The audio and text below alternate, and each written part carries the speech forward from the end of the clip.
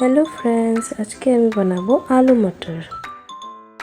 তার জন্য দুটো সিদ্ধ করা আলু এভাবে কেটে নেব আর নিয়ে নেব 1 কাপ মতো সবুজ মটর।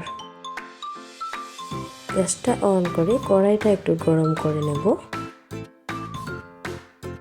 কড়াইতে সর্ষে তেল দিয়ে দেব।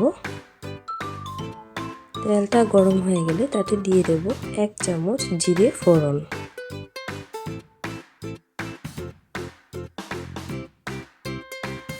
দুটো মিডিয়াম সাইজ পেঁয়াজ নেব, সঙ্গে এক টুকরো আদা নিয়ে চপারে চপ করে নেব।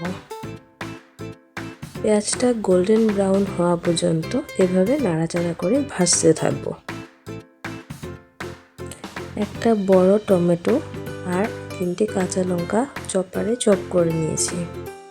আমি কাঁচা টমেটো নিয়েছি তাই রঙটা এমন হয়েছে, আপনারা চাইলে পাকা টমেটো নিতে পারেন।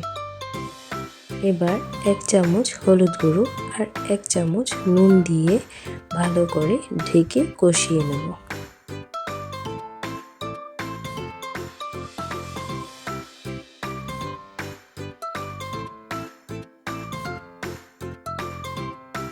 প্রায় 2 মিনিট ঢাকনা দিয়ে কষানোর পর দিয়ে দেব 1 চামচ জিরে গুঁড়ো, 1 চামচ ধনে গুঁড়ো, 1 চামচ কাশ্মীরি লঙ্কা গুঁড়ো আর 1 চামচ আমার ঘরে বানানো মশলা।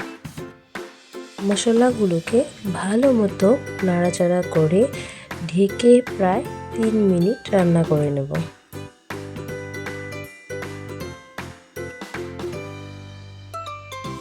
মশলা থেকে তেল এভাবে আলাদা হয়ে গেলে দিয়ে দেব তাতে সিদ্ধ করা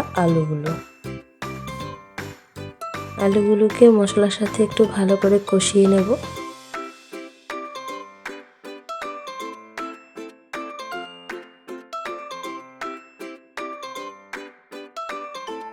তারপর তাতে মটরশুঁটিগুলো ঢেলে দেব। মটরশুঁটিগুলো দিয়ে বেশি ভাজা ভাজা করব না, একটু সময় নাড়াচাড়া করে তাতে দিয়ে দেব প্রায় 2 কাপ মতো জল।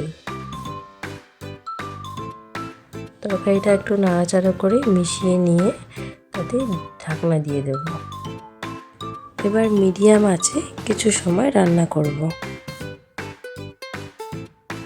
এবার ঢাকনা সরিয়ে নিয়ে ধনেপাতা কুচি ছড়িয়ে দেব। বাস, তাহলে রেডি হয়ে গেল শীতকালীন আলু মটরের সবজি।